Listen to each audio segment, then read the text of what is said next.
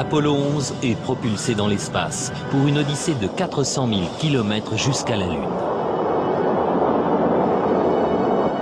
Pendant leur voyage de 8 jours, les astronautes d'Apollo 11 ont pu contempler des vues spectaculaires de la Terre tout en flottant en apesanteur.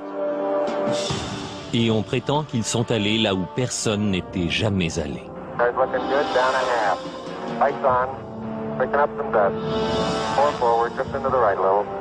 Contact light. Okay, engine stop. We copy you down, Eagle. Listen, Tranquility Base here. The Eagle has landed. Pourtant, se sont-ils vraiment posés sur la Lune? La plupart d'entre nous le croient.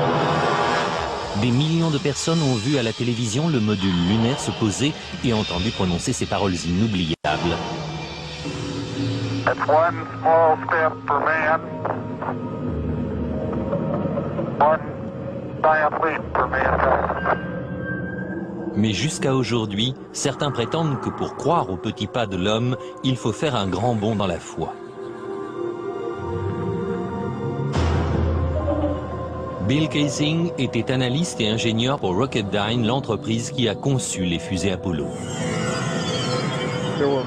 Beaucoup de problèmes se sont présentés dans les années 60 qui ont conduit les gens à penser que nous n'allions jamais parvenir à la Lune.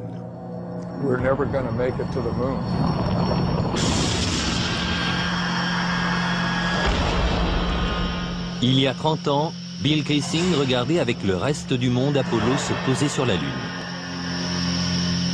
Mais ce qu'il a vu à la télévision après son expérience à Rocketdyne l'a laissé sceptique. À l'époque, tout ça m'a paru bidon. Je pense qu'intuitivement, je savais que ce qu'on nous montrait n'était pas vrai.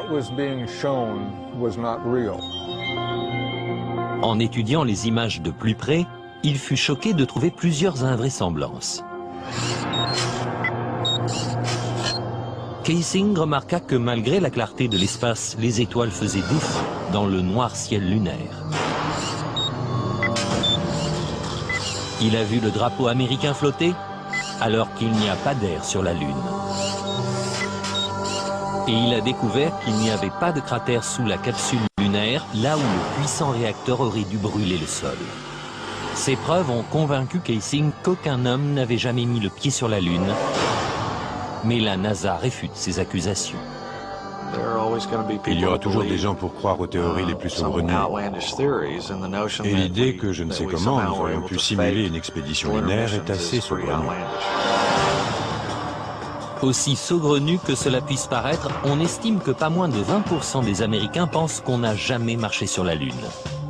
Mais comment croire que l'un des plus grands moments de l'histoire de l'humanité est une imposture? La NASA a-t-elle vraiment pu tromper le monde entier? Selon un ancien astronaute, c'est tout à fait envisageable. Je ne peux pas être sûr à 100% que les hommes de la mission Apollo aient marché sur la Lune. Brian O'Leary était astronaute à la NASA dans les années 60 et il fut employé comme conseiller scientifique pendant les missions lunaires Apollo. Il est possible que les hommes de la NASA aient monté l'affaire de toutes pièces, juste pour s'assurer d'être officiellement les premiers à aller sur la Lune. Un objectif à ce point important que les États-Unis se crurent obligés de monter cette supercherie? Pour trouver la réponse, nous devrons revenir 40 ans en arrière, à une époque où l'Amérique et l'Union soviétique étaient embourbées dans la lutte pour la domination du monde. Les gens pensaient que le pays qui gagnerait la course à l'espace gagnerait la guerre froide. Et gagner cette course, c'était arriver les premiers sur la Lune. C'était une époque d'hystérie nationale. Le 4 octobre 1957, les Soviétiques ont terrifié l'Amérique en mettant en orbite Sputnik, le premier satellite de l'histoire. Le New York Times a dû publier un article expliquant aux Américains qu'ils ne transportaient pas de bombes nucléaires pouvant être larguées sur une ville depuis cette altitude. La peur de l'apocalypse nucléaire s'est renforcée dans l'opinion publique américaine lorsque les communistes ont pris la tête de la conquête spatiale. Le porte-parole de la Maison-Blanche a annoncé au Congrès que nous pouvions être menacés d'extinction. Beaucoup craignaient que le but final de l'Union soviétique soit de poser une base de lancement de missiles sur la Lune. Au même moment, le programme spatial américain battait de l'aile. Les chances d'atteindre la Lune et de revenir sur Terre sain et sauf étaient de l'ordre de 0,0017%. Autrement dit, c'était pratiquement impossible.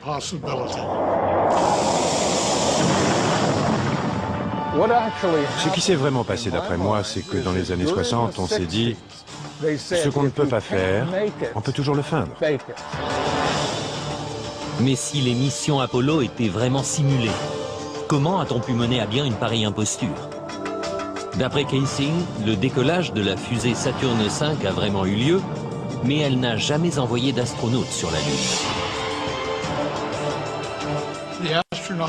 Les astronautes sont partis avec Saturne V. Ensuite, et cela explique leur disparition, ils sont juste restés en orbite autour de la Terre pendant 8 jours. Et pendant ce temps-là, on a montré ces images truquées d'astronautes sur la Lune. Mais le 8e jour, la capsule de commande s'est séparée du véhicule et a atterri, comme on a bien sûr pu le voir en images.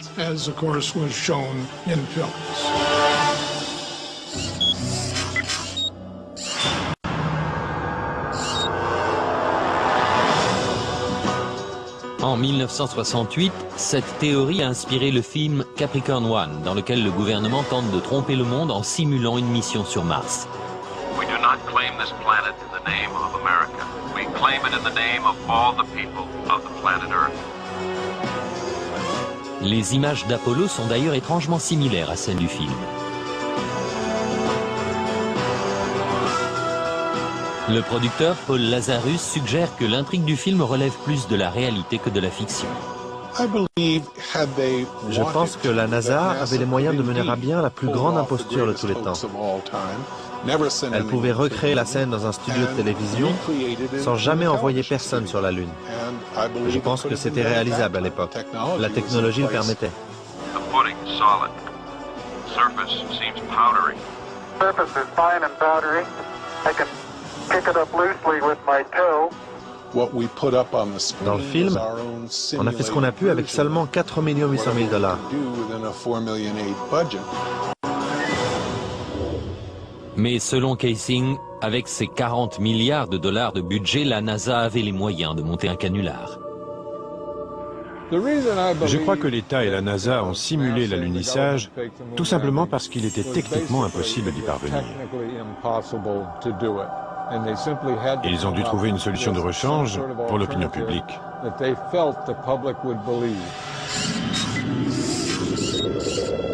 D'après Kaysing, les alunissages étaient en fait filmés en plein désert du Nevada, dans une base militaire secrète connue sous le nom d'Air 51.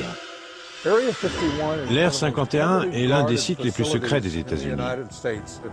Si on y pénètre à la recherche d'informations, on peut très bien être descendu sans autre forme de procès. Des photos de l'Air 51 prises par un satellite espion russe révèlent non seulement une série de hangars qui ressemblent à des studios de cinéma, mais aussi des portions de terrain désolées qui ressemblent à la Lune et sont comme par hasard couvertes de cratères. Comparez cette photo d'un cratère lunaire officiellement prise depuis l'orbite de la Lune par Apollo 10 avec cette photo satellite d'un cratère de l'Air 51.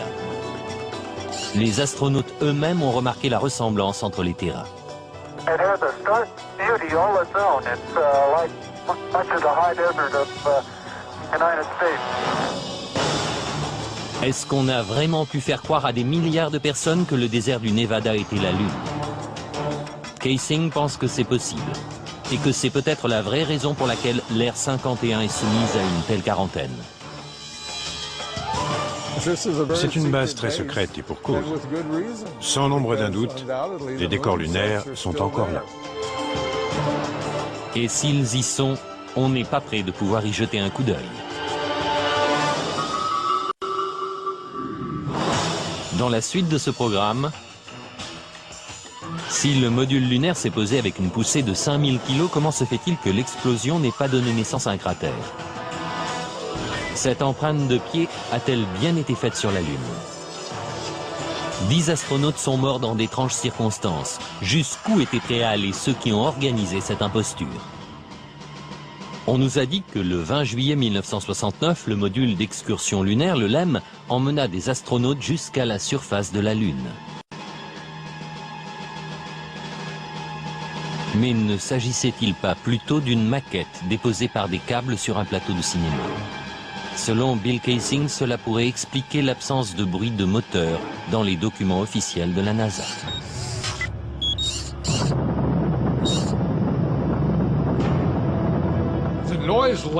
Le bruit d'un moteur de fusée atteint les 140 ou 150 décibels. Autrement dit, c'est un bruit énorme.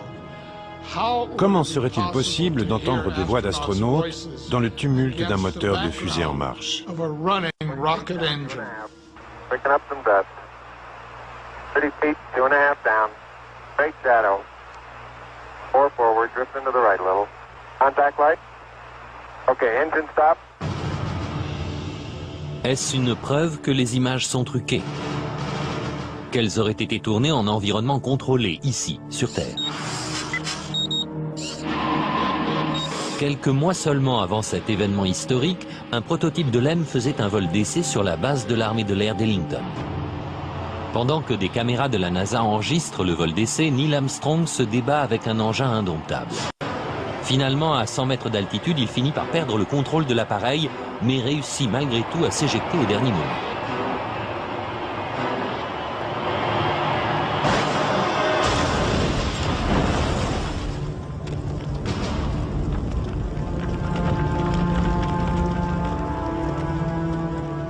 Le module était déjà instable et difficile à piloter dans un environnement terrestre familier. Comment aurait-il pu alors se poser parfaitement sur le terrain inconnu de la Lune? Le LEM avait un seul moteur principal. Et à part ça, il était muni d'un petit réacteur de propulsion et de 2 ou 3 petits réacteurs de poussée au-dessus. Les astronautes étaient censés contrôler l'altitude pendant la descente. Eh bien, je vais vous dire un secret. Si quelqu'un avait bougé d'un poil dans la cabine, ça aurait affecté l'équilibre des poids. Et elle se serait mise à basculer et à tourner sur elle-même.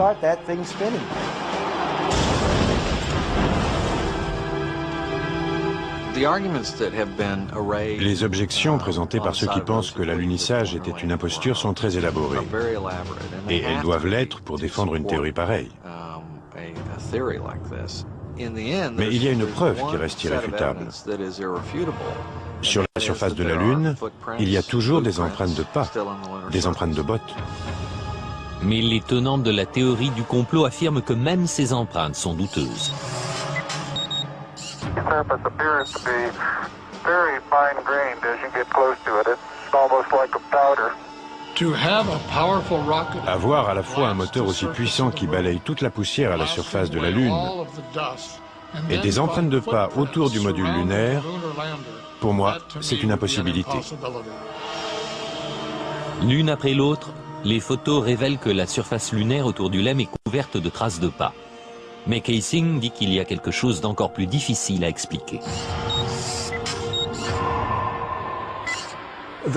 Le fait que l'alunissage n'ait pas créé de cratère est pour moi l'une des preuves les plus concluantes en faveur de l'imposture. En fait, aucun cratère n'est visible lors des 6 alunissages.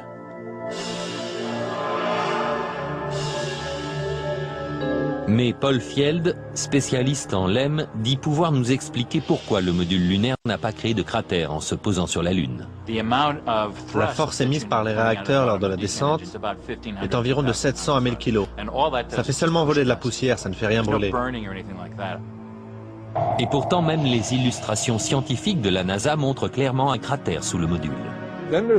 Et puis il y a encore une chose. S'il s'était vraiment posé sur la Lune, cette poussière serait ensuite retombée. Or, on n'observe pas la moindre trace de poussière sur les pieds du module lunaire.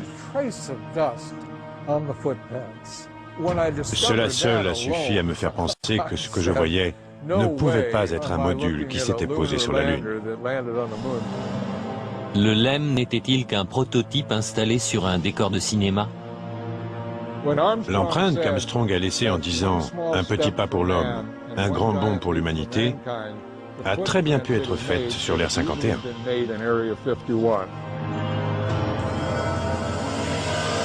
Kaysing remarque que le départ du LEM est encore plus suspect.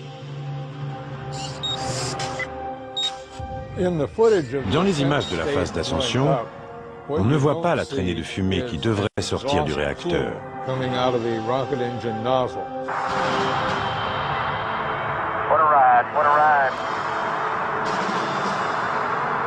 Que voit-on? On voit le module décoller tout d'un coup, sans la moindre fumée, comme s'il était juste hissé à l'aide d'un câble.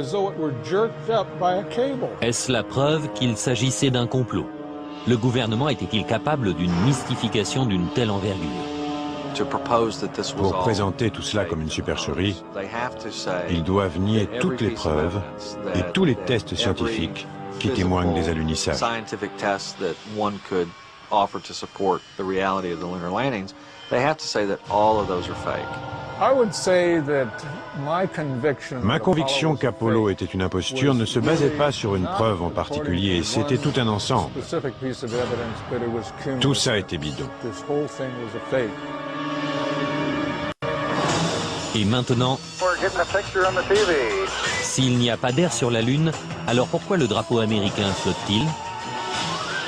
Les photos officielles de la NASA ont-elles été truquées? Aucune des photos n'est authentique. Des hommes ont-ils pu survivre aux radiations mortelles de l'espace interplanétaire?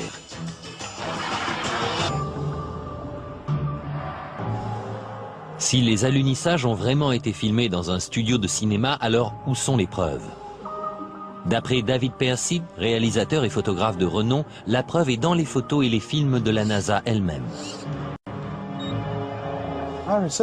Nos recherches tentent à montrer que les images des missions Apollo ne sont ni authentiques ni justes. Pour nous, les images d'Apollo sont truquées. Elles sont remplies d'invraisemblances et d'anomalies. Selon Percy, l'examen de ces images conduit à penser que l'homme n'est pas du tout allé sur la Lune.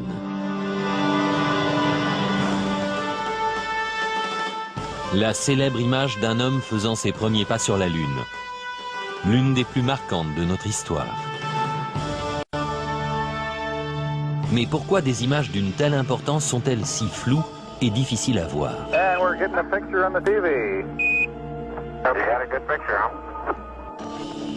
La NASA impute ses résultats à la technologie des années 60. Si l'on revient en arrière, la vidéo de la mission Apollo 11 est de bien mauvaise qualité selon nos standards actuels. Ce sont des images spectrales qui n'ont pas l'air très réelles. Cela est dû au transmetteur et à la caméra dont on disposait à l'époque pour la mission Apollo 11.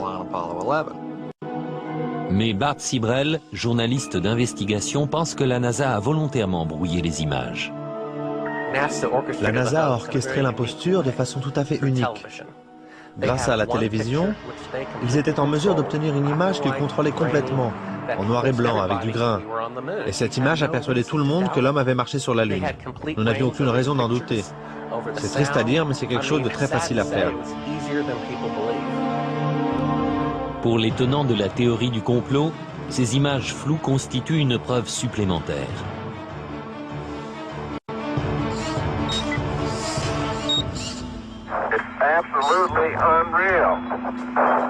Apparemment, les astronautes se déplacent dans la pesanteur lunaire, qui est 6 fois plus faible que celle de la Terre. Mais Percy remarque que si on double la vitesse du film, ils ont l'air de courir sur Terre.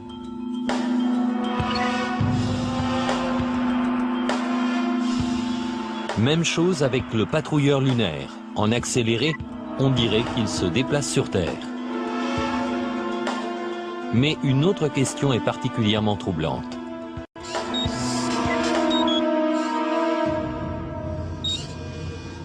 S'il n'y a ni air, ni vent sur la Lune, pourquoi ce drapeau flotte-t-il? Si le drapeau flotte sur la Lune où il n'y a pas d'atmosphère, c'est qu'il y a eu un petit coup de vent sur l'Air 51 pendant le tournage. Ces astronautes seraient-ils vraiment en train de planter un drapeau dans le sol lunaire? Ou bien y a-t-il anguille sous roche? Et que penser des photographies? Pour certains, les encombrantes combinaisons spatiales auraient rendu extrêmement difficile la manipulation des appareils que les astronautes portaient sur leur poitrine. Jan Lundberg a conçu ces appareils. Une fois sur la surface lunaire, en tenue et avec l'équipement de survie, ils ne pouvaient pas voir les appareils. Ils ne pouvaient pas pencher leur tête assez bas. Ils n'avaient pas de viseur. Ils devaient viser en déplaçant leur corps.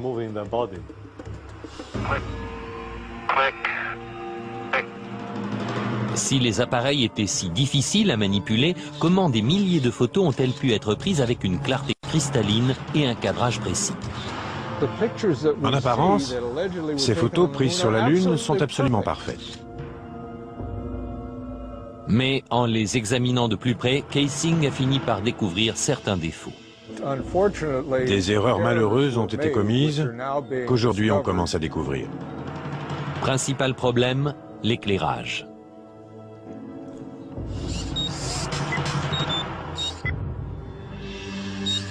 Sur la Lune, la seule source de lumière pour les astronautes était le Soleil. Ils n'avaient pas d'éclairage supplémentaire, pas de flash, rien de ce genre. Et pourtant, dans cette photo prise par Apollo 14, les ombres sont projetées dans des directions différentes, suggérant plusieurs sources de lumière. Les ombres des rochers au premier plan auraient dû s'étendre d'est en ouest, comme l'ombre du LEM. Dans cette photo prise par Apollo 17, les ombres s'étendent aussi dans des directions différentes. Normalement, dans la lumière du soleil, les ombres sont toujours parallèles les unes aux autres. Elles ne se coupent jamais. Les partisans de la thèse du complot disent que ce ne sont pas seulement les ombres qui révèlent l'utilisation de lumières artificielles, mais aussi ce qui a été photographié dans les ombres. Prenons un exemple. Voici un astronaute qui descend dans l'ombre imposante du module lunaire. Et pourtant, son corps entier est toujours visible. Comment se fait-il qu'il ne soit pas drapé d'obscurité? Voici la même manœuvre lors d'une autre mission Apollo. Ici aussi, l'astronaute est fortement éclairé dans ce qui est de toute évidence une ombre obscure. Et dans cette image-ci, le soleil est juste derrière l'astronaute, le contour de sa silhouette devrait être imprécis, et pourtant, on reconnaît les moindres détails de son costume. On dirait qu'il est sous un projecteur, mais je ne peux pas l'expliquer. Ça m'échappe. Et pour finir, dans cette image où le soleil est derrière le module lunaire, l'avant du vaisseau est clairement visible. Les mots « United States » sont clairs et nets. Comment ces images à contre-jour peuvent-elles être si précises? Parce qu'il y a plus d'une source de lumière, ce qui veut dire qu'ils ne sont pas sur la Lune. Mais la NASA réfute tous ces arguments. On conteste beaucoup l'authenticité des photos prises par Apollo. Et les objections sont si nombreuses que ce serait une vraie perte de temps de répondre à chacune d'entre elles. Mais ce n'est pas tout. Pourquoi certaines de ces images, prises à des moments différents et en des endroits différents, présentent-elles un arrière-plan identique? Ces deux photos semblent avoir les mêmes montagnes pour toile de fond. Et pourtant, le module lunaire n'est présent que sur l'une d'entre elles. Ce qui est tout simplement impossible puisque le LEM ne s'est jamais déplacé et que sa base est restée sur la Lune.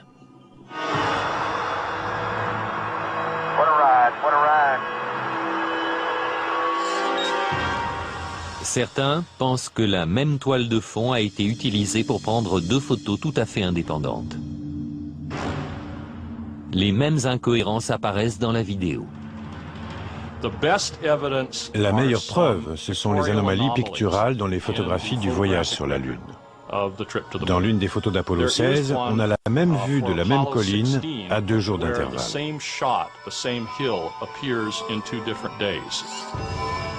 Cette vidéo a été prise lors de la première des excursions lunaires d'Apollo 16. Et celle-ci, le jour suivant, à un autre endroit. La NASA prétend que le deuxième site était à 4 km. Mais si l'on superpose les deux vidéos, les sites se révèlent identiques. Les partisans de la théorie du complot voient là une preuve que nous ne sommes pas allés sur la Lune. Pour leurs adversaires, c'est juste une erreur de montage. Les partisans de la thèse du complot soutiennent qu'un examen plus détaillé des photographies révèle des preuves de trucage.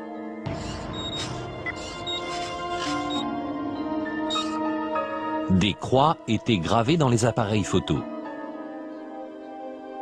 afin de repérer le haut de chaque image. Mais dans cette photo, le repère est derrière le patrouilleur lunaire. C'est impossible. Ça ne peut être que le résultat d'une manipulation technique. Et sur cette photo d'Apollo 11, le matériel au premier plan recouvre la croix. Ici, c'est le drapeau américain qui couvre l'une des branches. Et l'astronaute couvre l'autre. Questionnée sur ces photos et vidéos douteuses, la NASA nie en bloc les accusations. Il y a toutes sortes d'accusations, des plus sophistiquées aux plus ingénues. Il y a des arguments qui sont optiquement faux, physiquement faux, scientifiquement faux, historiquement faux. Il y a beaucoup d'âneries là-dedans. Mais quoi qu'en dise la NASA, les partisans de la théorie du complot maintiennent qu'Apollo était une supercherie. Après avoir regardé toutes les photos et tous les films, je suis absolument convaincu que nous ne sommes pas allés sur la Lune. Je suis prêt à jouer ma vie là-dessus. Et maintenant, la tragédie frappe le projet Apollo. Le projet pouvait être tué dans l'œuf. 3 astronautes sont morts dans une simulation de vol, mais était-ce un accident? Il allait sonner la fin de tout le projet. Les astronautes pouvaient-ils survivre à un voyage à travers l'espace interplanétaire? Avant même d'être à mi-chemin de la Lune, ils auraient reçu une dose de radiation mortelle.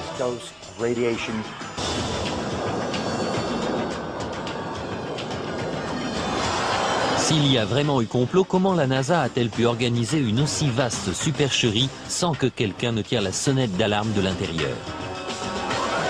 Virgil Grissom, dit Gus, fut sélectionné pour faire partie des 7 premiers astronautes. Père de famille et vétéran de plusieurs vols spatiaux, ce héros national allait sans doute être choisi pour être le premier homme à marcher sur la Lune. Mais Grissom était aussi un adversaire déclaré du programme spatial. Il aurait affirmé « Quelqu'un va être tué ». Malheureusement, les pires craintes de Grissom se sont réalisées. Le 27 janvier 1967, 2 ans avant le premier alunissage, Grissom et son équipe embarquèrent dans la capsule Apollo 1 pour une simulation grandeur nature. Les problèmes ont commencé presque immédiatement. D'abord avec les systèmes de communication.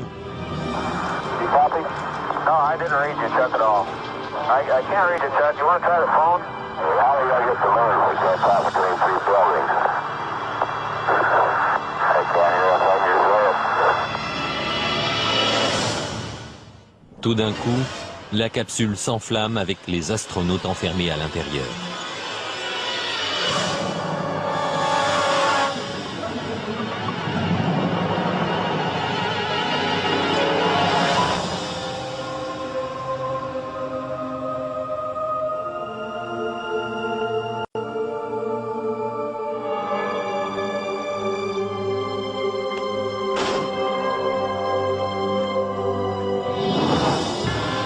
Gus Grissom,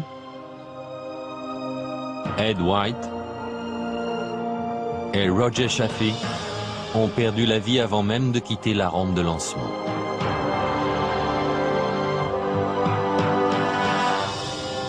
La famille de Gus Grissom pense que l'incendie d'Apollo 1 n'était pas un accident. Je crois que c'était un sabotage volontaire. Je me demande encore ce qu'on a découvert au cours de l'enquête sur l'accident et ce qu'on en a fait, si la CIA était impliquée ou le FBI ou d'autres. Mais je sais que c'était volontaire. La famille de Grissom ne sait pas qui est responsable de sa mort ni pourquoi ça s'est passé. Mais ils disent que la NASA est au courant. Vous savez, Gus a donné sa vie pour ce programme et je pense que c'est à la NASA de nous donner une réponse directe sur ce qui s'est vraiment passé. Gus Grissom et les astronautes d'Apollo 1 furent-ils les victimes d'un accident tragique ou les a-t-on volontairement réduits au silence parce qu'ils en savaient trop? On ne le saura peut-être jamais. La cause de l'incendie reste mystérieuse et la capsule est toujours sous-scellée dans une base militaire. Mais Grissom ne fut pas le seul adversaire du projet Apollo à rencontrer une mort aussi suspecte que prématurée. Thomas Ronald Barron était inspecteur de la sécurité pendant la construction d'Apollo 1. Après l'incendie, Barron a affirmé devant le Congrès que le projet Apollo était tellement mal en point que les États-Unis n'arriveraient jamais sur la Lune. Il soutenait que ses opinions faisaient de lui une cible. Has there been any pressure on you by NASA? Nothing. We were, my wife and I were somewhat harassed at home when the first thing broke some time back, but it's going away now. Lors de son témoignage, Barron présenta un rapport de 500 pages donnant le détail de ses découvertes. On craignait vraiment que le programme soit étouffé dans l'œuf. Exactement une semaine après avoir témoigné, la voiture de Barron fut écrasée par un train. Barron, sa femme et sa belle-fille furent tués sur le coup. Je crois que Thomas Ronald Barron a été tué parce qu'il savait la vérité sur le projet Apollo. Le rapport Barron a disparu mystérieusement et jusqu'à ce jour, on ne l'a pas retrouvé. Mais le projet Apollo n'a pas cessé, ni les morts prématurées. Entre 1964 et 1967, pas moins de 10 astronautes ont perdu la vie dans des accidents étranges, ce qui représente 15% des astronautes de la NASA.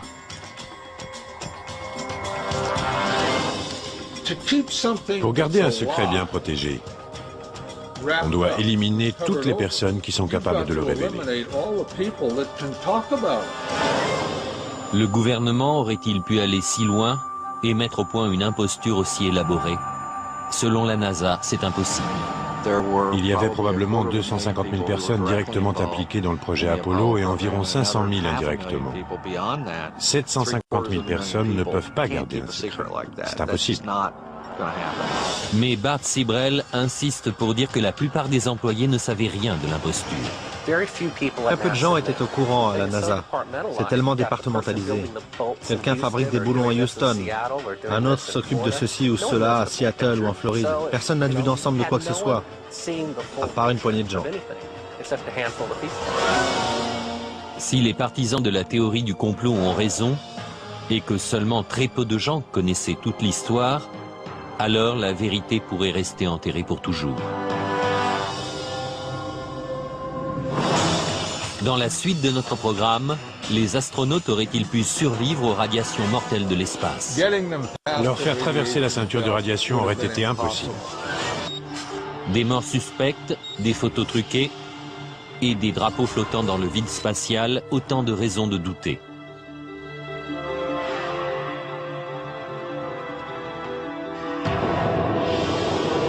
Mais certains pensent aussi que les astronautes n'auraient jamais survécu au voyage.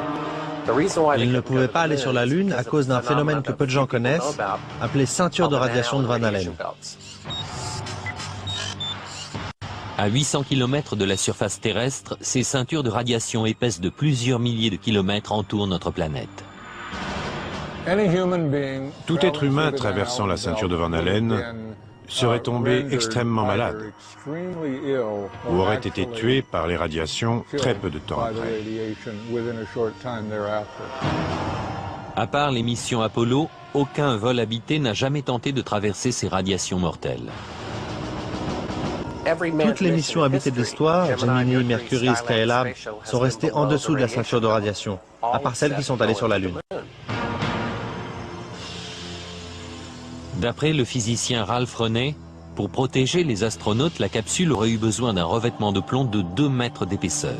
Leur seule protection était une coque externe en aluminium, fine comme du papier, et leur combinaison faite en fibres de verre, d'aluminium et de silicone. En ce qui concerne les radiations, il est très intéressant de noter que les astronautes n'étaient protégés que d'un film d'aluminium très fin, alors que sur Terre, on nous recouvre d'un bouclier de plomb pour une radio des dents.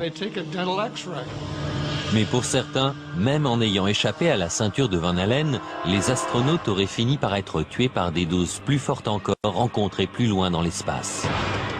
En effet, des explosions violentes à la surface du Soleil, les orages magnétiques, remplissent l'espace d'une radioactivité intense.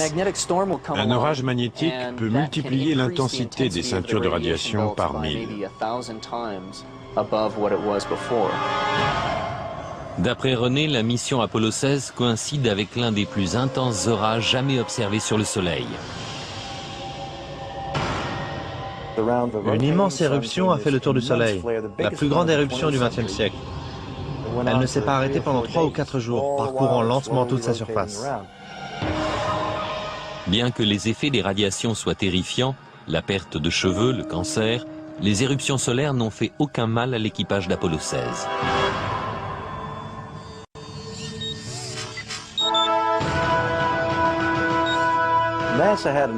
La NASA a rencontré un autre problème.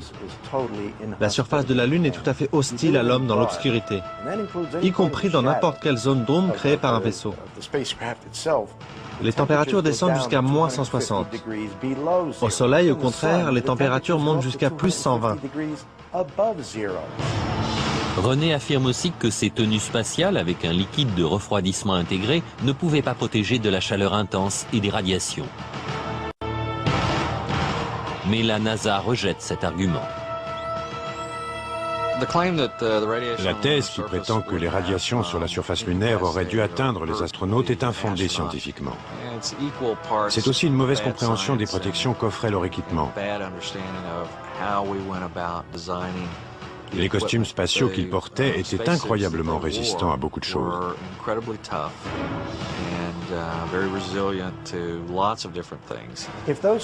Si ces costumes sont aussi efficaces que ce que dit la NASA, alors qu'ils prennent un ou deux types, qu'ils les mettent sur le site radioactif de 3 Miles Island, en leur demandant de nettoyer tout ça. Mais ils ne peuvent pas le faire et ils ne le feront pas. Aucun des astronautes d'Apollo n'a jamais été atteint d'une maladie grave à la suite d'un voyage sur la Lune. Parce qu'ils n'ont jamais quitté l'atmosphère terrestre? C'est la principale raison pour laquelle les Russes n'ont jamais vraiment voulu envoyer des hommes sur la Lune. Était-ce la peur des radiations mortelles qui poussa les Russes à abandonner leur projet de voyage sur la Lune? D'après l'un de leurs principaux cosmonautes, ce facteur fut déterminant. Bien sûr, nous étions inquiets à l'idée de nous jeter dans l'inconnu de l'espace. Bien sûr, nous avions peur. Nous n'avions aucune idée des effets possibles de ces radiations sur l'être humain. Nous imaginions même qu'elles pouvaient pénétrer le vaisseau spatial lui-même.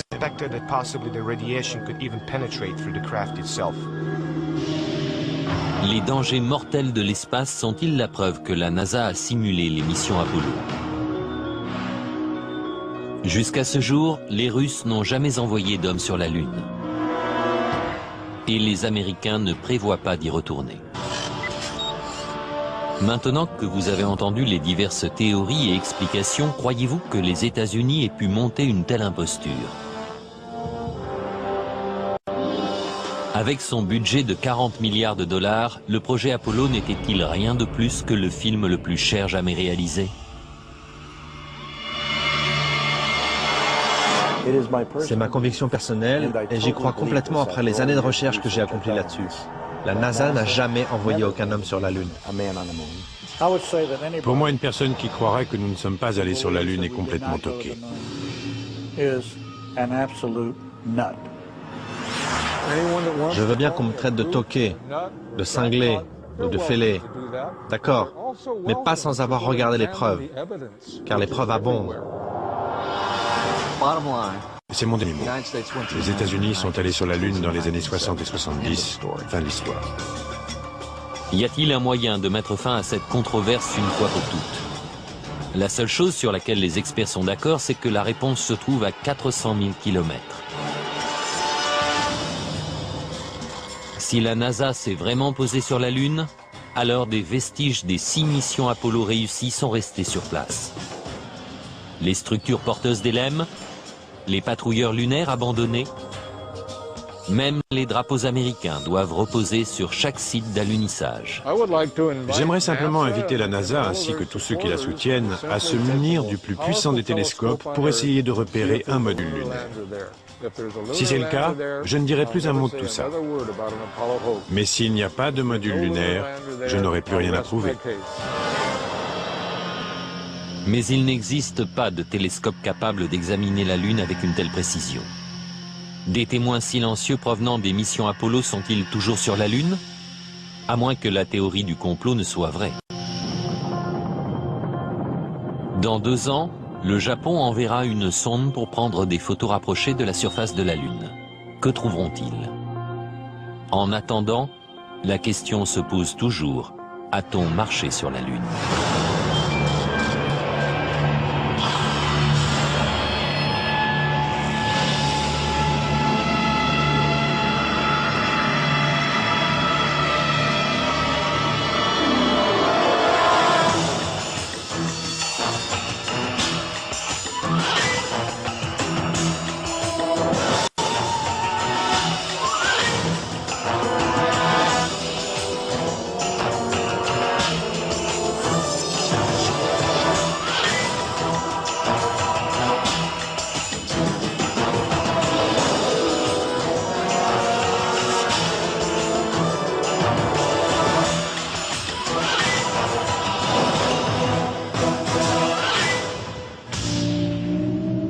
Le drapeau flotte sur la Lune où il n'y a pas d'atmosphère. C'est qu'il y a eu un petit coup de vent sur l'Air 51 pendant le tournage. Ces astronautes seraient-ils vraiment en train de planter un drapeau dans le sol lunaire?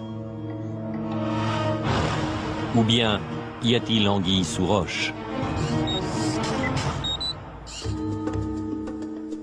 Et que penser des photographies? Pour certains, les encombrantes combinaisons spatiales auraient rendu extrêmement difficile la manipulation des appareils que les astronautes portaient sur leur poitrine. Jan Lundberg a conçu ces appareils. Une fois sur la surface lunaire, en tenue et avec l'équipement de survie, ils ne pouvaient pas voir les appareils. Ils ne pouvaient pas pencher leur tête assez bas. Ils n'avaient pas de viseur. Ils devaient viser en déplaçant leur corps.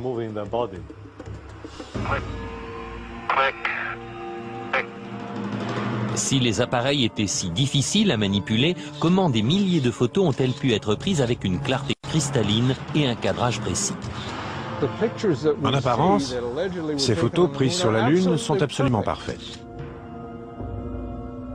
Mais en les examinant de plus près, Keising a fini par découvrir certains défauts.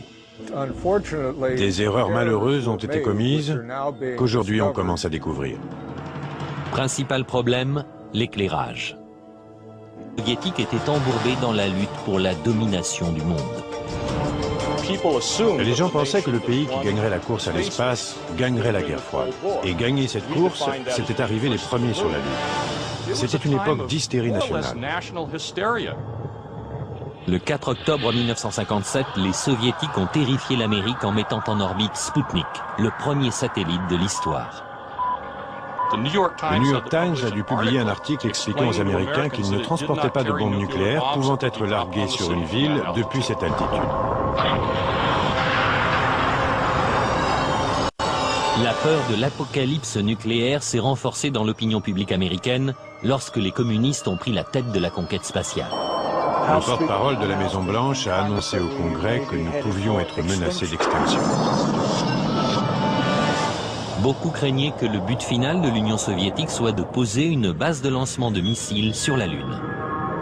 Au même moment, le programme spatial américain battait de l'aile. Les chances d'atteindre la Lune et de revenir sur Terre sain et sauf étaient de l'ordre de 0,0017%. Autrement dit, c'était pratiquement impossible.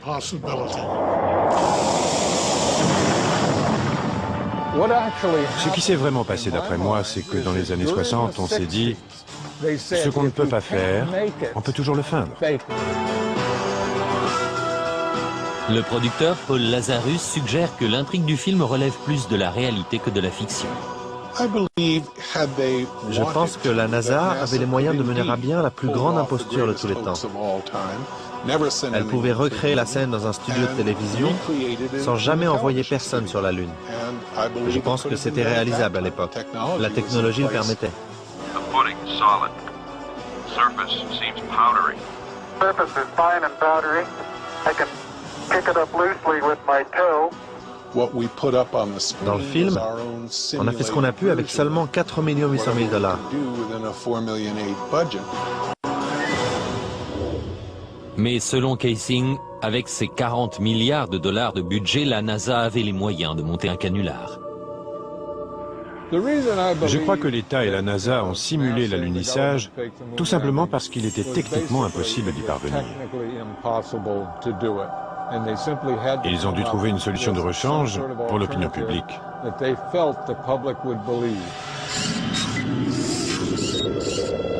D'après Kaysing, les alunissages étaient en fait filmés en plein désert du Nevada, dans une base militaire secrète connue sous le nom d'Air 51.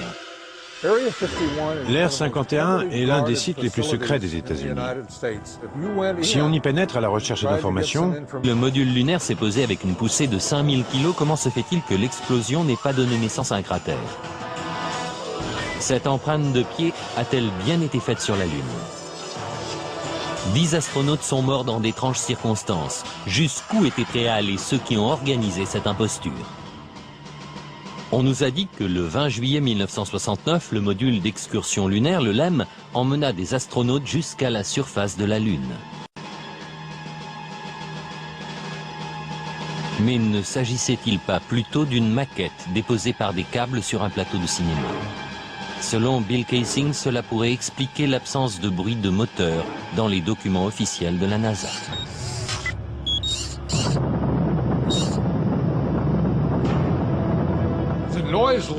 le bruit d'un moteur de fusée atteint les 140 ou 150 décibels. Autrement dit, c'est un bruit énorme.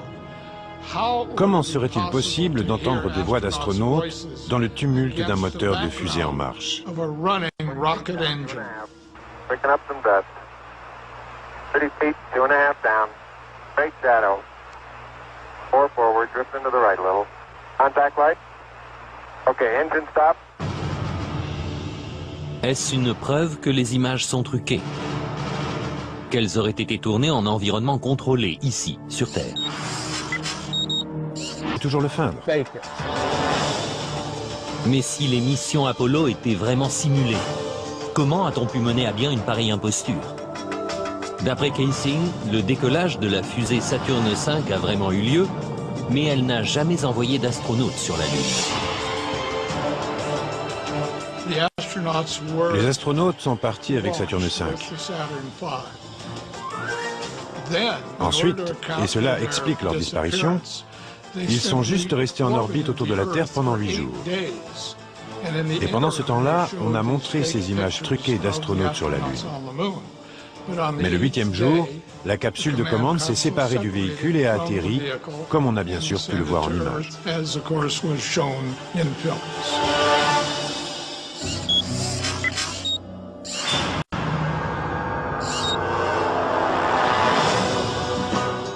En 1968, cette théorie a inspiré le film Capricorn One, dans lequel le gouvernement tente de tromper le monde en simulant une mission sur Mars. We do not claim this planet in the name of America. We claim it in the name of all the people of the planet Earth. Les images d'Apollo sont d'ailleurs étrangement similaires à celles du film. Le producteur Paul Lazarus suggère que l'intrigue du film relève plus de la réalité que de la fiction. Pareil était si difficile à manipuler, comment des milliers de photos ont-elles pu être prises avec une clarté cristalline et un cadrage précis? En apparence, ces photos prises sur la Lune sont absolument parfaites. Mais en les examinant de plus près, Kaysing a fini par découvrir certains défauts. Des erreurs malheureuses ont été commises qu'aujourd'hui on commence à découvrir. Principal problème, l'éclairage.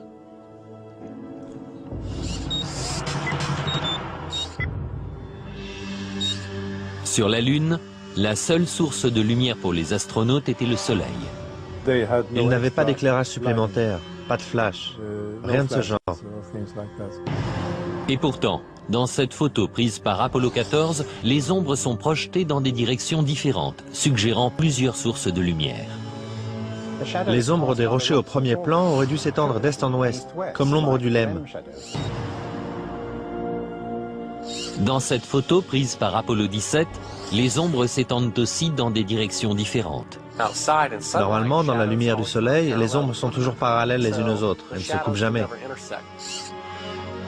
Les partisans de la thèse du complot disent que ce ne sont pas seulement les ombres qui révèlent l'utilisation de lumières artificielles, mais aussi ce qui a été photographié dans les ombres. Prenons un exemple. Voici un astronaute qui descend dans l'ombre passé. Gus Grissom et les astronautes d'Apollo 1 furent-ils les victimes d'un accident tragique ou les a-t-on volontairement réduits au silence parce qu'ils en savaient trop? On ne le saura peut-être jamais. La cause de l'incendie reste mystérieuse et la capsule est toujours sous-scellée dans une base militaire. Mais Grissom ne fut pas le seul adversaire du projet Apollo à rencontrer une mort aussi suspecte que prématurée. Thomas Ronald Barron était inspecteur de la sécurité pendant la construction d'Apollo 1. Après l'incendie, Barron a affirmé devant le Congrès que le projet Apollo était tellement mal en point que les États-Unis n'arriveraient jamais sur la Lune. Il soutenait que ses opinions faisaient de lui une cible. Has there been any pressure on you by NASA? Nothing. We were, my wife and I were somewhat harassed at home when the first thing broke some time back, but it's going away now. Lors de son témoignage, Barron présenta un rapport de 500 pages donnant le détail de ses découvertes. On craignait vraiment que le programme soit étouffé dans l'œuf. Exactement une semaine après avoir témoigné, la voiture de Barron fut écrasée par un train. Barron, sa femme et sa belle-fille furent tués sur le coup. Je crois que Thomas Ronald Barron a été de pousser au-dessus. Les astronautes étaient censés contrôler l'altitude pendant la descente. Eh bien, je vais vous dire un secret. Si quelqu'un avait bougé d'un poil dans la cabine, ça aurait affecté l'équilibre des poids. Et elle se serait mise à basculer et à tourner sur elle-même.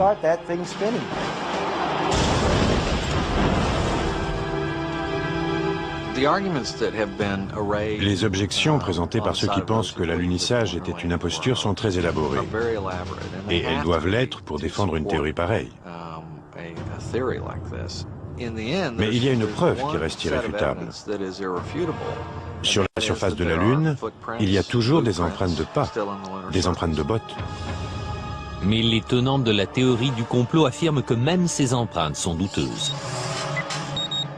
The surface appears to be very fine-grained as you get close to it. It's almost like a powder. Avoir à la fois un moteur aussi puissant qui balaye toute la poussière à la surface de la Lune et des empreintes de pas autour du module lunaire, pour moi, c'est une impossibilité. L'une après l'autre, les photos révèlent que la surface lunaire autour du LEM est couverte de traces de pas. Mais Kaysing dit qu'il y a quelque chose d'encore plus difficile à expliquer. Le fait que l'alunissage n'ait pas créé de cratère est pour moi l'une des preuves les plus concluantes qu'Apollo était une imposture ne se basait pas sur une preuve en particulier, c'était tout un ensemble. Tout ça était bidon. Et maintenant, s'il n'y a pas d'air sur la Lune, alors pourquoi le drapeau américain flotte-t-il? Les photos officielles de la NASA ont-elles été truquées? Aucune des photos n'est authentique. Des hommes ont-ils pu survivre aux radiations mortelles de l'espace interplanétaire?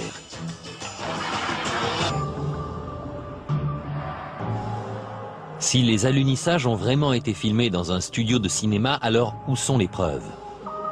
D'après David Percy, réalisateur et photographe de renom, la preuve est dans les photos et les films de la NASA elle-même. Nos recherches tentent à montrer que les images des missions Apollo ne sont ni authentiques ni justes. Pour nous, les images d'Apollo sont truquées. Elles sont remplies d'invraisemblances et d'anomalies. Selon Percy, L'examen de ces images conduit à penser que l'homme n'est pas du tout allé sur la Lune.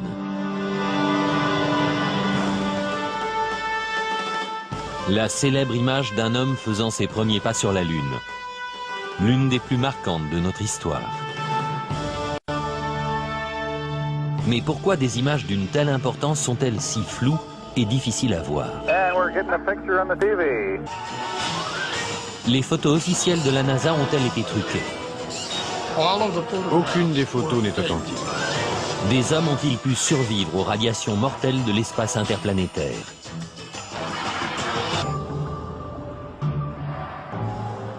Si les alunissages ont vraiment été filmés dans un studio de cinéma, alors où sont les preuves? D'après David Percy, réalisateur et photographe de renom, la preuve est dans les photos et les films de la NASA elle-même. Nos recherches tentent à montrer que les images des missions Apollo ne sont ni authentiques ni justes. Pour nous, les images d'Apollo sont truquées. Elles sont remplies d'invraisemblances et d'anomalies. Selon Percy, l'examen de ces images conduit à penser que l'homme n'est pas du tout allé sur la Lune.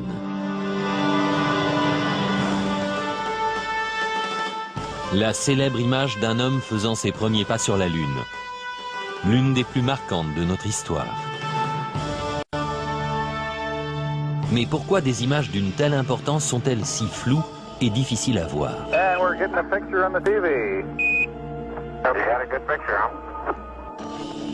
La NASA impute ses résultats à la technologie des années 60. Si l'on revient en arrière, la vidéo de la mission Apollo 11 est de bien mauvaise qualité selon nos standards actuels. Ce sont des images... La surface de la Lune est tout à fait hostile à l'homme dans l'obscurité, y compris dans n'importe quelle zone d'ombre créée par un vaisseau.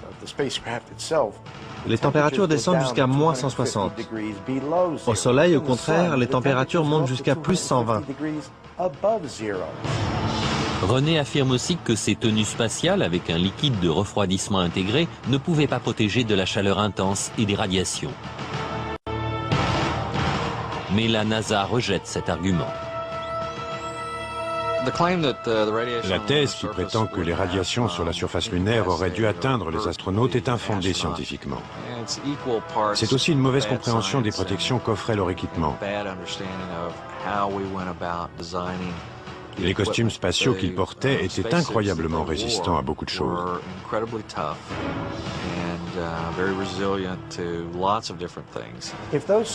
Si ces costumes sont aussi efficaces que ce que dit la NASA, alors qu'ils prennent un ou deux types, qu'ils les mettent sur le site radioactif de 3 Miles Island, en leur demandant de nettoyer tout ça. Mais ils ne peuvent pas le faire et ils ne le feront pas. Aucun des astronautes d'Apollo n'a jamais été atteint d'une maladie grave à la suite d'un voyage sur la Lune. Parce qu'ils n'ont jamais quitté l'atmosphère terrestre? C'est la principale raison pour laquelle les Russes n'ont jamais vraiment voulu envoyer des hommes sur la Lune. Théorie du complot, ces images floues constituent une preuve supplémentaire.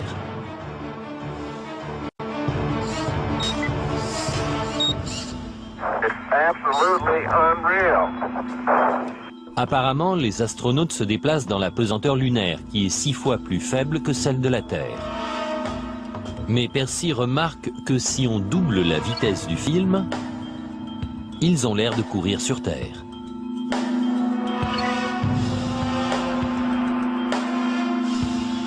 Même chose avec le patrouilleur lunaire. En accéléré, on dirait qu'il se déplace sur Terre. Mais une autre question est particulièrement troublante.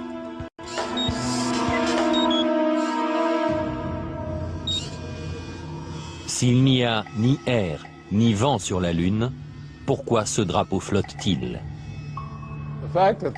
Si le drapeau flotte sur la Lune où il n'y a pas d'atmosphère, c'est qu'il y a eu un petit coup de vent sur l'Air 51 pendant le tournage. Ces astronautes seraient-ils vraiment en train de planter un drapeau dans le sol lunaire? Ou bien y a-t-il anguille sous roche? Et que penser des photographies? Pour certains, les encombrantes combinaisons spatiales auraient rendu extrêmement difficile